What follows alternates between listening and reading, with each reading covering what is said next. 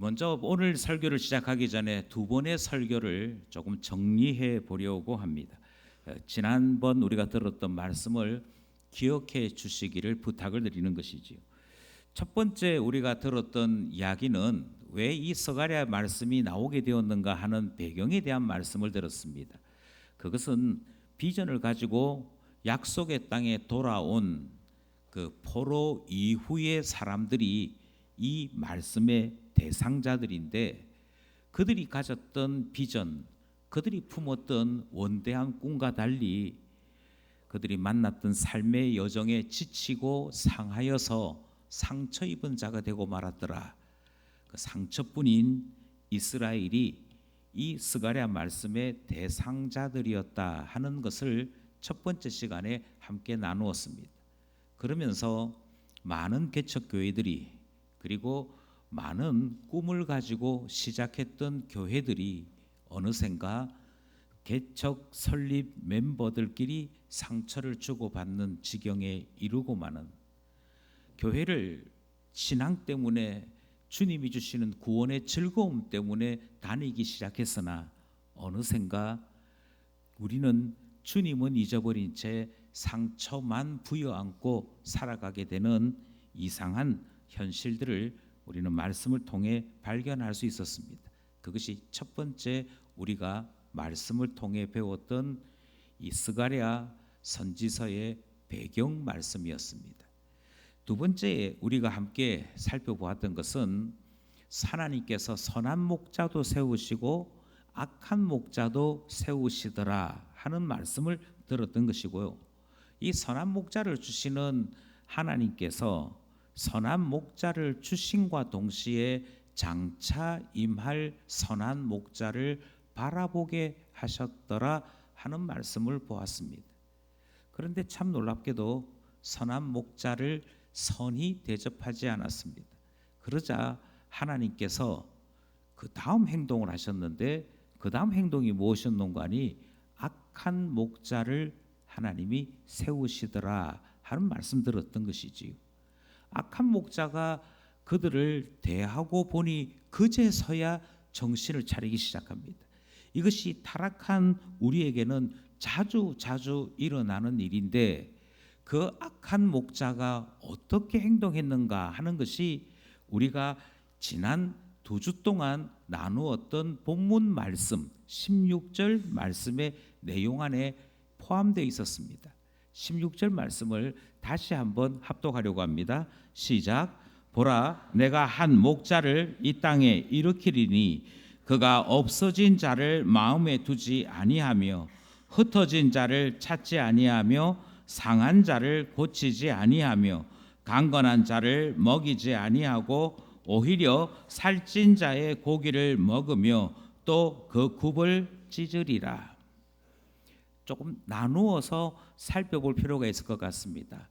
앞에 세 가지를 먼저 기억했으면 좋겠습니다. 무엇이 악한 목자인가? 악한 목자는 양들 중에 없어진 양이 있을지라도 마음에 두지 않는 목자가 악한 목자라. 주님이 그렇게 말씀하십니다. 그 사람이 요즘 안 보여요. 그런데 안 보이는 그 사람에 대해서 마음에 두지 않는 것이지요. 아파하지 않고 염려하지 않고 힘들어하지 않는 것입니다. 그러면 악한 목자다라고 주님 말씀하십니다. 또 양들이 흩어지게 되는 때가 있는데, 특별히 이스라엘 역사에서는 전쟁 때문에 흩어지게 되는 많은 경우들이 있었습니다. 심지어 지파가 사라지는 그런 어려움도 있었습니다. 그런데 흩어진 것을 보고도 찾아내려고 하지 않는 그런 목자가 있다면 악한 목자다라고 말씀하시는 것을 듣는 것이지. 세 번째, 무엇이 악한 목자냐? 상한 자, 그러니까 상처 입은 자가 생겼을 때 그 상처 입은 자를 고치지 않는 것, 그 상처 입음을 돌보지 않는 사람이 있을 때 그는 악한 목자다라고 말하는 것을 보게 되더라 하는 것입니다. 이렇게 되면 우리는 악한 목자가 아주 힘들게 했던 사람이고 권세자이고, 요즘 용어로 얘기하면 꼰대와 같은 사람인 것을 금방 알 수 있습니다. 성경 말씀은 그 다음 세 가지를 더하여 우리에게 설명합니다. 무엇이 악한 목자냐? 먼저 말씀하기를 강건한 자를 먹이지 않습니다. 그러니까 강한 자가 되어지는 것 바라지 않더라 하는 것이지. 어떤 분들이 말씀하기를 왜 평신도라는 말로써 교인들을 가르치지 않느냐, 훈련시키지 않느냐 한탄하는 어떤 분들을 만날 때가 있습니다. 바로 그것이 악한 목자가 다스릴 때 일어나는 일들이지요. 아래쪽에 있어야 합니다. 성장해서 어느샌가 대등한 위치에 있는 것을 원치 않습니다. 그래서 강한 자가 있으면 그 강한 자를 먹이지 아니하고 약해지도록 그렇게 꾸며대는 그런 사람이 악한 목자라고 이야기하죠. 반대로 부유한 자가 있습니다. 살찐 자가 있습니다. 그러면 그가 가지고 있는 것을 빼앗으려고 하는 그런 자는 악한 목자입니다. 그래서 우리 성경에 나오는 표현대로 하자면 살찐 자의 고기를 먹는다라고 표현하고 있지요. 이것만 하는 정도가 아닙니다. 부유한 자가 가지고 있는 것, 그들에게 있는 넉넉한 것을 빼앗아 오려고 하는데 빼앗아 오는 정도가 어느 정도냐 하면 악한 목자에 대한 마지막 설명에서 또 그 굽을 찢으리라 하는 말씀에서 우리는 이 악한 목자가 대단히 혐오스러운 존재인 것을 확인할 수 있습니다.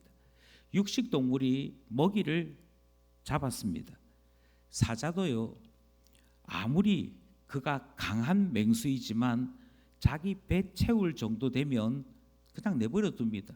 그럼 하이에나가 오든지 다른 육식 동물이 와서 남은 것을 먹도록 내버려 둡니다.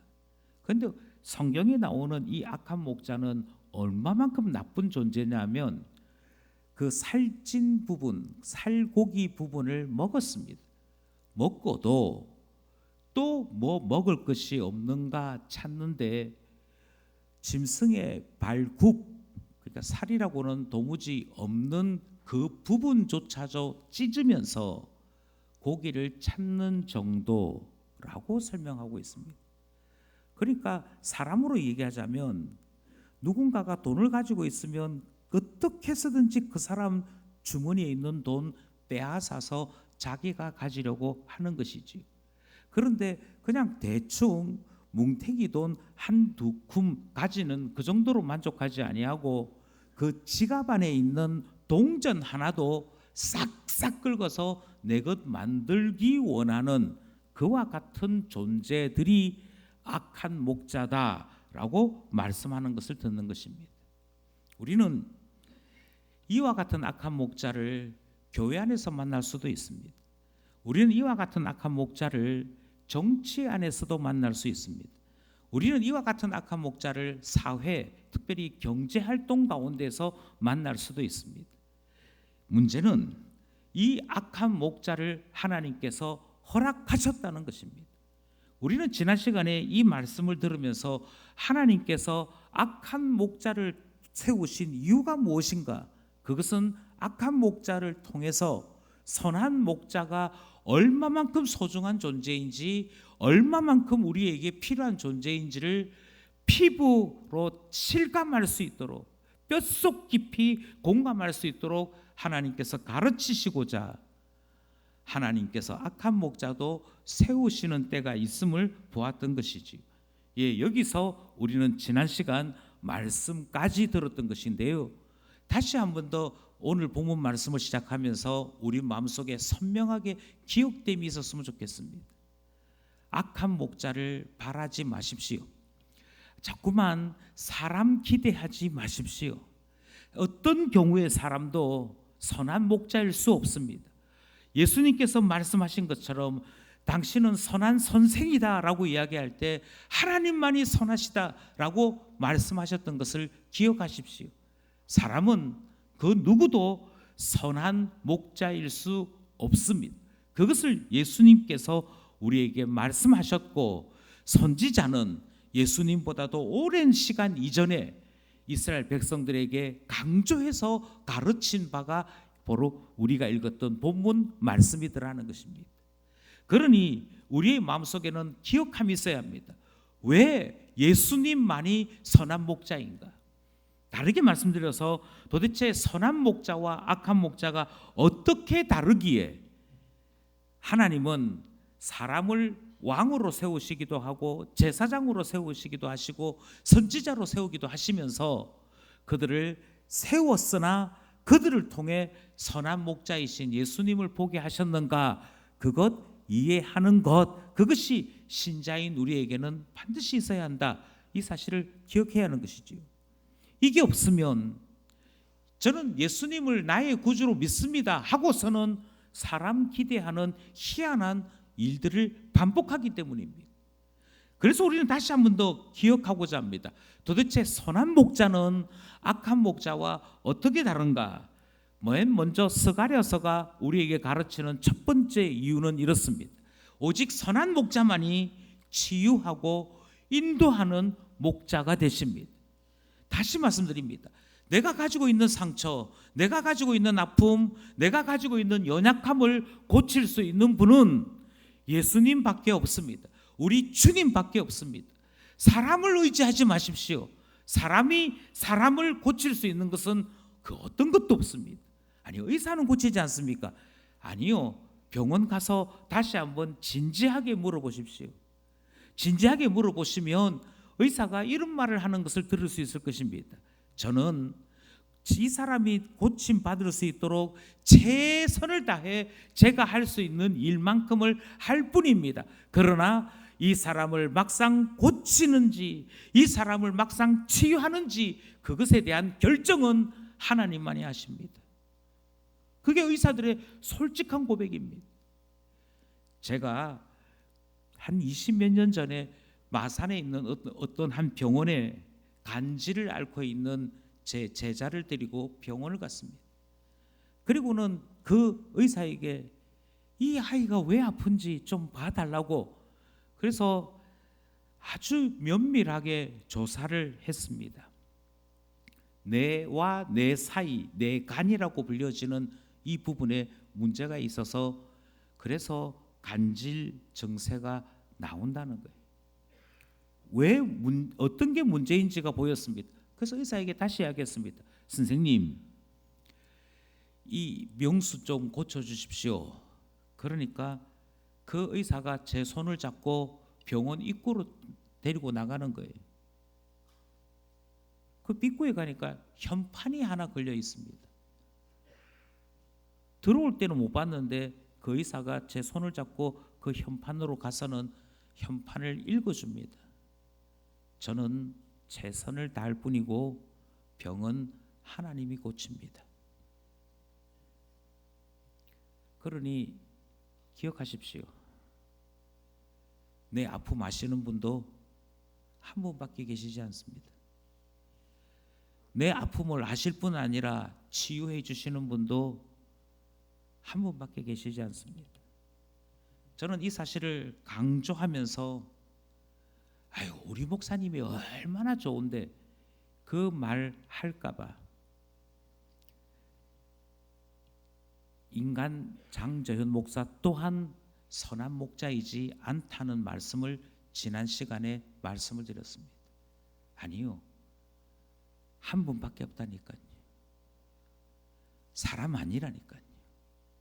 예수님만이 치유하시고 우리를 인도하신다.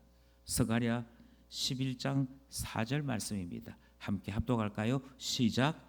여호와 나의 하나님이 이르시되 너는 잡혀 죽을 양떼를 먹이라.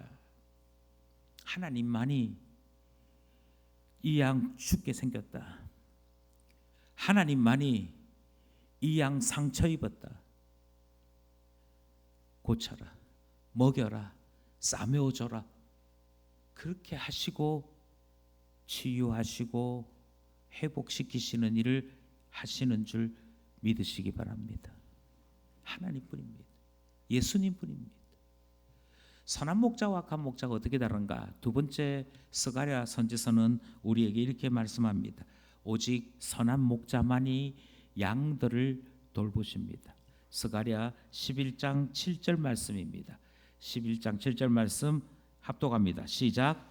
내가 잡혀 죽을 양떼를 먹이니 참으로 가련한 양들이라. 내가 막대기 둘을 취하여 하나는 은총이라 하며 하나는 연합이라 하고 양떼를 먹일세. 하나님께서 두 개의 막대를 가지고 양떼를 먹이신다 그래요. 여기서 말하는 막대라고 하는 것은 목자들이 양을 키울 때 사용하는 지팡이를 일컫는 것입니다. 그 두 개라고요. 하나는 은총이라고 그럽니다. 은총이라는 말은 양들이 무엇인가 베풀 수 있어서 그것에 대하여 대가를 지불할 수 있어서 무엇인가 거래하는 가운데 선한 목자의 선함이 나타나는 것 아니라고 얘기하는 겁니다. 하나님 왜 저를 사랑하십니까?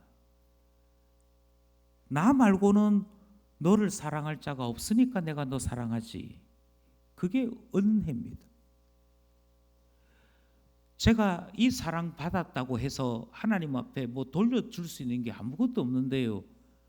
아무것도 돌려줄 수 없는 줄 아심에도 베풀어 주시는 그것이 은총입니다. 하나님께서 양들을 먹이시는데 이 양들 먹인다고 목자님 감사합니다 안 하는 것을 하나님이 아십니다. 그럼에도 불구하고 이 양을 거저 먹이십니다. 바라는 것 없이 거저 일방적으로 양들을 먹이고 살리십니다. 그분이 선한 목자이지요. 그래서 선한 목자이신 우리 하나님이, 선한 목자이신 우리 예수님이 내가 양들을 먹일 때 지팡이 두 개를 사용해. 다르게 말씀드리면 두 가지 중점을 가지고 양을 돌봐. 하나는 은총이야. 또 하나가 있다 그러지요. 우리 번역에는 연합이라고 되어 있는데요. 원래의 뜻은 언약입니다. 하나님께서 우리를 어떻게 돌보시냐면 언약으로 돌보십니다. 주의 말씀을 주시고 그 말씀을 지키는 자에게는 천대까지 은혜를 베푸십니다. 이 말씀을 어기면 하나님께서 3, 4대의 벌을 내리십니다. 다르게 말씀드려서 지키는 자에게 복을 주시고 어기면 훈계하시고 책망하심으로 말씀대로 살아가도록 훈육하시는 일 하십니다. 이것이 하나님께서 양떼를 먹이시는 두 가지 하나님의 방법이고 하나님의 가치 기준입니다. 은혜를 베푸십니다. 동시에 말씀을 통하여 언약 백성으로 자라나도록 때로는 칭찬하시고 때로는 훈계하심으로 하나님 백성 자라나게 하십니다. 이렇게 하여 양이 튼튼한 양이 되도록 먹이시고 이끄시고 훈련시키시는 분이 누구시냐? 그분은 바로 우리의 선한 목자 되시는 예수님 뿐이시더라 하는 것이죠. 그러니 여러분, 우리를 돌보시는 분, 우리를 자라나도록 강하도록 온전하도록 우리를 살펴보시고 한 걸음 한 걸음 인도하시는 분은 예수님 뿐입니다. 우리는 이 사실을 말씀을 통해 배우게 되는 것이지요. 세 번째로 예수님이 왜 선한 목자이신가? 다른 어떤 존재도 선한 목자일 수 없는 이유는 주께서 공의와 구원 그리고 겸손으로서 우리를 돌보시기 때문입니다. 스가랴 9장 9절 말씀을 함께 보려고 합니다. 스가랴 9장 9절입니다. 시작. 시온에 따라 크게 기뻐할지어다. 예루살렘에 따라 즐거이 부를지어다. 보라, 내 왕이 내게 임하시나니 그는 공의로우시며 구원을 베푸시며 겸손하셔서 나귀를 타시나니 나귀의 작은 것 곧 나귀 새끼니라. 아멘. 단언컨대 이 말씀을 이해하는 것이 가장 어렵습니다. 예수님께서 무엇 하신다라고 말씀하시냐면 우리의 목자가 되셔서 우리가 살아가는 동안에 당하였던 억울한 일들이 있잖아요. 우리가 살아가는 동안에 당하였던 불편부당한 일들이 있잖아요. 하나님, 제가 애매하게 고난당했습니다. 제가 억울하게 다른 사람에게 누명을 썼습니다. 제가 살아가는 동안에 원치도 아니하게 제가 열심히 일하여 얻었던 것들 잃어버리게 생겼습니다. 제가 정말 사는 가운데 이런 모욕, 저런 수치 억울하게 당한 적이 있습니다. 그렇게 할 때 우리의 선한 목자께서 누가 그랬어? 말씀하신다는 거예요. 다르게 말씀드리면 그가 공의를 베푸신다고 얘기하십니다. 그가 구원을 베푸신다고 얘기하십니다. 그에게 엄함이 있습니다. 그에게 힘이 있습니다. 그에게 막대한 권력이 있습니다. 그래서 감히 예수님께서 심판하실 때 그가 목자로서 늑대를 향하여, 곰을 향하여 막대기를 휘두를 때 그를 당해낼 자가 아무도 없습니다. 그러면 우리는 생각하기를 그 목자는 덩치가 어마어마해야 되잖아요. 그 목자는 철갑을 두르고 무장할 때 키는 2m 한 40쯤 되고 그가 동당하게 서면 그로 말미암아 해가 가리워서 그늘이 지는 그런 엄청난 모습을 갖춰야 될 거 아니겠습니까? 그래야 공의도 베풀고 구원도 베풀지요. 그래야 곰도 막아내고 늑대도 막아내지요. 그래서 우리는 생각하기를 공의를 베푸시고 구원을 베푸시는 우리의 목자는 엄청난 분일 거야. 우리보다도 우리 키보다도 한 키 정도 더 크고 그의 덩치는 아마 그 누구도 비교할 수 없을 만큼 엄청난 분일 거야 라고 생각했다는 것입니다. 그런데 하나님께서 보낸 선한 목자이신 예수 그리스도는 볼품없는 모습으로 우리에게 오셨습니다. 이사야 선지자가 이야기한 대로 얼마나 볼품이 없었던지 마른 땅에서 나온 순 같다라고 표현할 만큼 예수님은 도리어 연약한 분이셨습니다. 그가 왕으로서 예루살렘 성에 입성하시는데 그가 타고 온 말은 백마가 아니었습니다. 그가 타고 오실 때 그를 따르는 무리가 줄을 지어서 4km, 5km 나갈 만큼 엄청난 줄을 가지고 호위 가운데 임하시는 그런 분이 아니셨습니다. 목자이신 예수님은 예루살렘 성에 왕으로 입성하실 때 나귀 새끼를 타십니다. 말도 아니요, 나귀도 아니요, 나귀 새끼를 타십니다.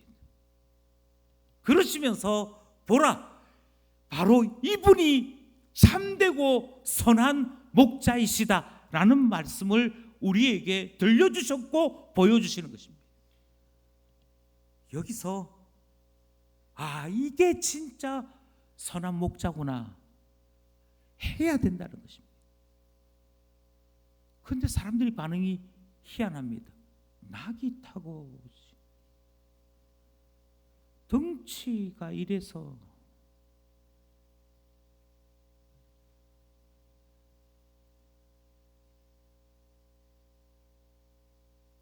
목자가 하나님께로부터 부름을 받아 임할 때 그 목자가 하나님 아니어도 됩니다. 우리와 똑같은 육체를 입으셔도 됩니다. 우리와 똑같이 아픔을 하시는 분이셔도 됩니다. 우리와 똑같이 굶으면 힘이 없으신 그분이셔도 됩니다. 우리 하나님께서 예수 그리스도를 보내실 때 보좌에 계신 우리 주 예수 그리스도가 모든 영광을 다 내버려 두시고 우리와 같이 되셨습니다. 그리고 선한 목자의 일을 행하십니다. 주께서 그렇게 하셔도 되는 이유는 보냄받은 목자인 예수님께서 선언하실 때 하나님께서 그 선포된 대로 하나님이 일하실 거기 때문에 그렇습니다. 큰 목소리로 사탄아 물러가라 이래 안 해도, 사탄아 물러가라 해도 사탄을 쫓아내시는 우리 하나님이 어미롭게 역사하실 것이기 때문에 목자이신 예수님은 겸손하게 낙이 타셔도 됩니다. 그리고 사람들로 하여금 야, 이 사람이 하는 말을 들어보니 하나님이 우리에게 주신 말씀이 너무 놀랍다, 하나님 감사합니다 하고 영광 돌리는 그것이 선한 목자가 누리는 최고의 영광이요 기쁨이었습니다. 예수님이 선하신 목자인 이유는 그가 공의를 베푸십니다, 구원을 베푸십니다. 그럼에도 불구하고 겸손하셨습니다. 그래서 모든 영광을 하나님께 돌려드리고 하나님의 위대하심을 보여주는 목자의 삶을 예수 그리스도께서 친히 나타내신 것이지요.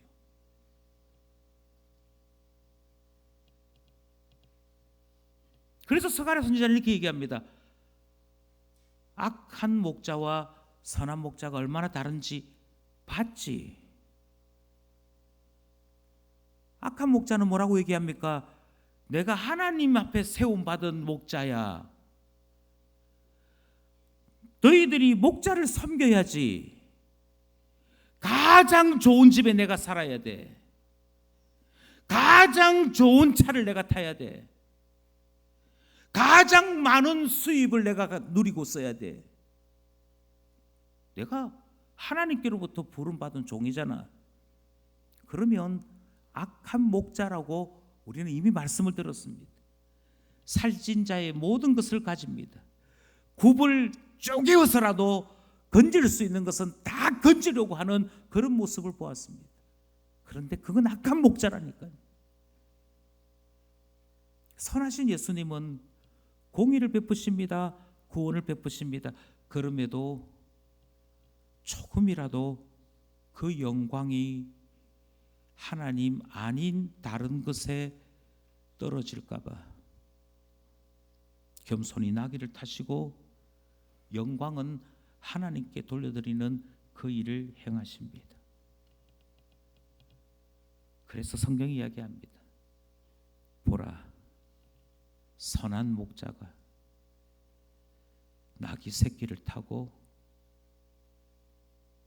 그의 성인 예루살렘에 들어가신다. 그러니 예루살렘에 있는 딸들아, 선한 목자가 나귀 새끼를 타고 들어올 때 춤을 추고 기뻐해라. 하나님이 드디어 우리에게 선한 목자를 보내주셨다. 다릅니다. 이것이 다른 것입니다. 선한 목자와 악한 목자가 어떻게 다릅니까? 네 번째, 그 선한 목자는 양을 살리기 위해 목자가 찔림 당합니다. 죽임을 당합니다. 스가랴 12장 10절 말씀입니다. 함께 합독하겠습니다. 시작. 내가 다윗의 집과 예루살렘 주민에게 은총과 강구하는 심령을 부어주리니 그들이 그 찌른 바 그를 바라보고 그를 위하여 애통하기를 독자를 위하여 애통하듯 하며 그를 위하여 통곡하기를 장자를 위하여 통곡하듯 하리로다. 이게요, 은혜 받기 전에는 무슨 말인지를 모릅니다. 이것을 스가랴는 이렇게 표현합니다. 우리의 마음속에 하나님께서 은혜를 주셔서 은총과 강구하는 심령이 부어질 때, 그때서야 나타나는 행동이야. 그렇게 단서를 붙입니다. 그전에는 모릅니다. 그전에는 예수를 죽여라, 죽여라 외쳐도 이게 얼마만큼 심각한 문제인지를 모르는 거예요. 내가 죄를 범하고 있으면서도 내가 범하고 있는 이 죄가 얼마만큼 심각한지를 몰랐습니다. 왜 몰랐느냐면 은혜 받기 전이라서요. 왜 몰랐느냐면 하나님만 바라는 참 신자의 모습이 없었기 때문에요. 그런데 어느 날 은혜를 받았습니다. 하나님께로부터 은총을 받았습니다. 하나님께서 우리에게 하나님을 바라는 믿음을 주셨습니다. 그래서 그 믿음을 선물로 가지게 되어졌을 때, 그때서야 보이는 것이 있습니다. 목자가 양을 살리기 위해, 목자가 우리를 구원하기 위하여 그가 찔립니다. 그가 죽임을 당합니다. 그가 죽임을 당하였기에 내가 살아난 것이 그제서야 보입니다. 그때 가서야 왜 우리가 죽어야 되는데 왜 당신이 죽으십니까? 그때 가서야 내 자녀가 찔린 것처럼, 내가 찔림 받은 것처럼 통곡하기 시작하는 일이 일어나더라라고 말씀하는 것을 보게 됩니다. 스가랴에 있는 이 말씀을 우리는 압니다. 예수 그리스도가 왜 선한 목자입니까? 그가 찔림을 받으셨습니다. 그가 자기 목숨을 우리 위해 내어놓으셨습니다. 그리고 이 예언이 어떻게 예수 그리스도에게 그대로 성취되었는지를 우리는 압니다. 그것을 아는 사람, 은혜를 받아서 하나님을 믿는, 간구할 줄 아는 그 사람을 우리는 신자라고 말하고 있고요, 이 시대에 신자로 살고 있는 그 존재들이 우리 아니겠습니까? 그러니 우리는 압니다. 하나님께로부터 은혜를 받은 우리는 압니다. 예수 그리스도만이 우리를 살리기 위해 자기 자신을 내어놓으셨습니다. 내가 받아야 될 심판, 내가 당해야 될 그 수치와 모욕을 대속 제물 대신 예수 그리스도께서 대신하여 당하셨습니다. 그는 죽고 그로 말미암아 내가 살아나는 일이 일어나게 되었습니다. 그리고 하나님은 우리에게 이렇게 말씀하시지요. 바로 이 예수가 선한 목자 아니니. 그러니 여러분, 우리는 분명하게 알아야 합니다. 상처난 우리를, 자꾸만 죽음을 향해 가고 있는 우리를, 상한 자 된 우리를 일으키는 참된 목자가 누구인지를 우리는 알아야 합니다. 보아야 합니다. 그래서 우리는 스가랴 11장에 있는 이 말씀을 지난 2주 동안 함께 듣고 배웠던 것이고요, 오늘 우리는 이 말씀을 마지막으로 마감하려고 하는 것입니다. 이 말씀을 마치기 전에 저는 다시 한 번 더 우리 안에 있는 타락한 본능 하나를 언급하고자 합니다. 제가 선한 목자에 대한 4가지를 이야기하면서 가장 어려운 부분은 3번째입니다. 그가 공의를 베푸십니다. 구원을 베푸십니다. 그런데 겸손하셔서 나귀를 타신 그분이 선한 목자라는 것을 우리가 잘 모릅니다.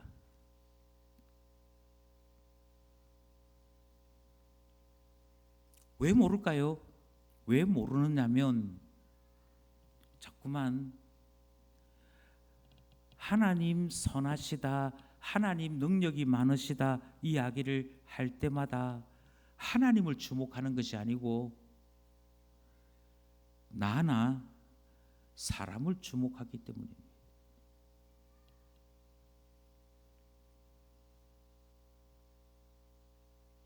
하나님이 능력 많으신데요, 왜 저 아픕니까? 우리는 자꾸 이렇게 질문합니다.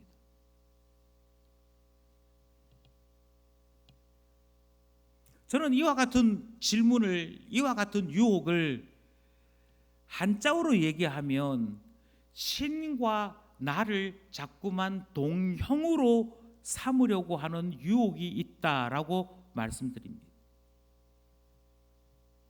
어떤 선교사 한 분이 선교활동을 하러 갔습니다. 온 교회가 힘을 다하여 그 선교사님을 후원했습니다.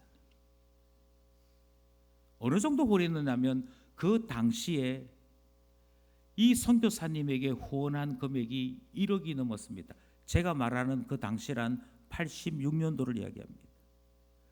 86년도에 1억이 넘는 돈을 후원금으로 보냈습니다. 지금으로 치면 선교사님 한 분을 위해 10억 이상의 돈을 후원한 겁니다. 최선을 다해 후원했습니다. 몇 년이 지나고 선교사님의 사역을 어떻게 하는가 하고 교회의 지도자들이 선교 활동을 탐방하기 위해 갔습니다. 갔더니 그 선교사님 가정에 고용된 하녀들 만 10명이 넘었습니다. 별의별 희한한 하녀들이 다 있는 거예요. 이 사람들이 다 뭡니까? 물으니까 어떤 사람은 정원에 물 주는 종, 어떤 사람은 주방에서 요리하는 사람, 어떤 사람은 요리하고 나면 주방 청소하는 사람, 아이방 청소하는 종, 안방 청소하는 종 등등등등. 그러니까 웬만한 대통령 부럽지 않은 삶을 살고 있는 거예요. 그래서 물었습니다. 왜 이렇게 합니까? 물었더니 그 선교사님의 대답이 이랬습니다. 아이고 장로님들, 이 나라를 잘 몰라서 그러는데요, 이 나라는 선교사인 제가 하나님은 우리 기도에 응답하시는 분입니다. 하나님은 부자이십니다. 하나님은 능력이 많으신 분입니다. 이렇게 이야기하면서 선교사인 제가 가난하게 살면 당신이 가난하게 살면서 하나님 부유하게 산다는 말을 나보고 믿으라고 하느냐라고 이야기하기 때문에, 내가 부유하게 살면서 자 봐라, 하나님 믿는 내가 부유하게 된 거 보니까 하나님 부자 맞지? 그러니 여러분도 하나님 믿으면 부자 돼. 이 말이 먹힌다는 겁니다. 그래서 부자로 살고 있다는 겁니다.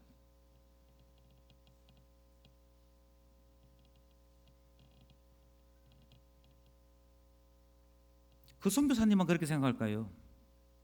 아니면 그 선교사님 만났던 그 나라의 그 사람들만 그렇게 생각할까요? 아닙니다. 우리가 먼저 그렇게 생각합니다. 아니 하나님은 능력이 많으시다면서요. 그런데 왜 내가 기도하는 것은 바로바로 응답 안 해주세요? 내가 건강해야 하나님이 참으로 능력이 많으시다는 것을 공감하려고 합니다. 내가 부자여야, 내게 돈이 많아야 하나님은 참으로 부유하신 분이구나, 모든 것을 다 가지고 계신 분이구나, 만물을 가지고 계시는 분이구나를 이해하려고 합니다. 나에게 고통이 없고 나에게 어려움이 없고 나에게 아무런 걱정거리가 없어야 하나님 살아계신 분이구나를 이해하려고 합니다. 내가 살아가는 동안에 어려움이 생기면, 내가 살아가는 동안에 이런저런 희한한 경우를 만나면 하나님 왜 그래요? 왜 나에게 이런 일이 생겨요? 하나님 전지전능하다면서요. 하나님은 모든 것을 다 아시고 기도에 응답하시는 분이라면서요. 왜 그래요? 라는 말을 그대로 내뱉습니다. 그래서 어느샌가 우리는 하나님을 주목하는 것이 아니라 하나님을 핑계 삼아 나의 삶이 걱정 없이 살려고 하는데 목표가 바뀌기 시작하는 유혹을 받습니다. 저분은 큰 교회의 큰 목사님이니까 당연히 부자로 살아도 돼. 그걸 당연하게 여깁니다. 작은 교회 목사님은 교인 수도 작고 헌금도 적으니까 가난하게 사는 게 맞아. 우리는 당연히 그렇게 생각합니다. 문제는 거기에서 끝나는 것이 아니라는 겁니다. 큰 교회 다니면 저 목사님이 부자가 된 것처럼 나도 이 교회에 계신 큰 하나님을 만날 것이라는 기대가 있는 것이고요. 작은 교회 다니는 사람들은 우리 교회는 가난해, 우리 하나님은 가난한 하나님과 같아. 그래서 똑같은 하나님을 섬김에도 패배의식에 빠져 있고 안 된다라고 하는 생각에 빠져 있는 희한한 경우를 당하게 되더라는 것입니다.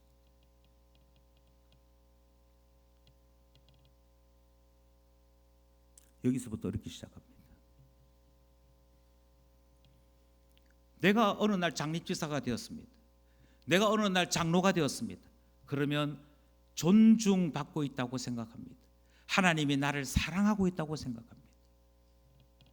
내가 그 피택 선거에서 떨어졌어요. 그러면 하나님은 나를 싫어하는가 봐. 하나님은 나를 미워하는가 봐. 나는 복이 없는 사람인가 봐. 그렇게 생각합니다.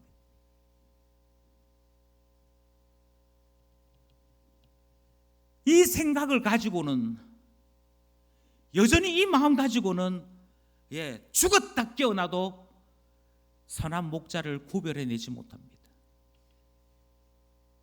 선한 목자를 구별해내지 못합니다. 그가 얼마나 위대했든지 우리의 눈에서 눈물을 흘린 원수들을 물리치시는 공의의 종입니다. 박수를 칩니다. 우리가 어떤 형편에 처해 있든지 우리를 구원하여 주시는, 우리를 살려주시는 구원의 종입니다. 박수를 칩니다. 그런데 그가 겸손하셔서 나귀를 타고 계십니다.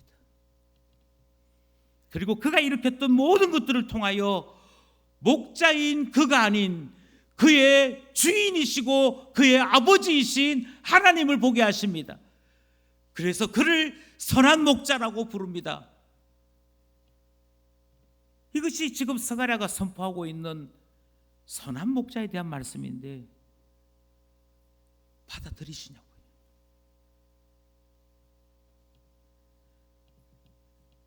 아니, 집사님 살아가는 형편을 보니 집사님도 그렇게 부자가 아니신데 어떻게 그렇게 많은 선한 일들을 하셨습니까? 그래, 내가 아니지. 부자여서 내가 한 게 아니지. 나는 부자가 아니었는데도 할 수 있었던 이유는 하나님이 힘 주셨기 때문이야. 하나님이 은혜 주셨기 때문이야. 하나님이 사람 붙여주셨기 때문이야. 그래서 이 놀라운 일을 할 수가 있었어. 이것이 종으로 살고 목자로 사는 우리 모두의 입장이어야 하건만,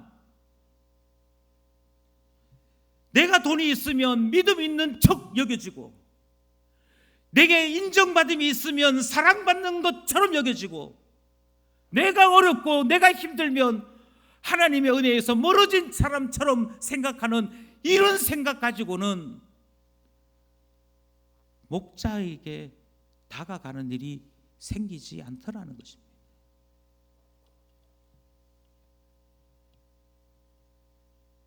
선지서는 우리에게 다시 한번 권면합니다. 여러분 제발 부탁하는데 악한 목자에게 빠지지 마십시오. 여호와의 종이시며 선한 목자이신 예수님 좀 바라보십시오. 그 예수님만이 우리의 구원을 베푸십니다. 그 예수님만이 우리에게 생명을 주십니다. 우리가 보기에 볼품이 없습니다.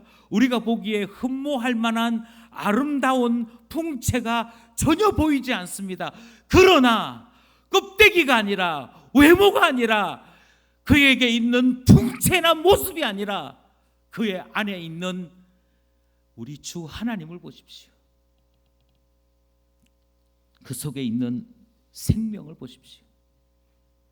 그래서 선하고 참된 목자에게로 돌아와 생명을 얻는 하나님의 어린 양 되십시오 하는 말씀 듣는 것 아니겠습니까? 사랑하신 여러분, 그러니 제발 나를 하나님의 대신으로 생각하려고 하는 이 유혹에서 벗어나십시오. 아니요. 내가 살아가는 동안에 어떤 일을 당할지라도 나는 하나님께로부터 사랑받는 자녀인 것이 분명합니다. 왜냐하면 하나님이 나를 위해 그의 아들을 나 살리시고자 보내주셨지 않습니까? 그 선한 목자를 보니, 예수 그리스도 보니 내가 하나님의 사랑받는 자녀인 것 이미 보였는데 왜 자꾸 나를 하나님처럼 만들어 시험에 빠지려고 하는 겁니까? 이것은 유혹입니다. 이것은 시험입니다. 성경은 너 자신을 보라 그렇게 말씀하지 않고요. 여호와께서 세우신 선한 목자를 보라 하십니다. 예수 그리스도를 보고 참 목자를 구분하고 그에게서 생명을 얻는 우리 모두 되기를 간절히 소원합니다.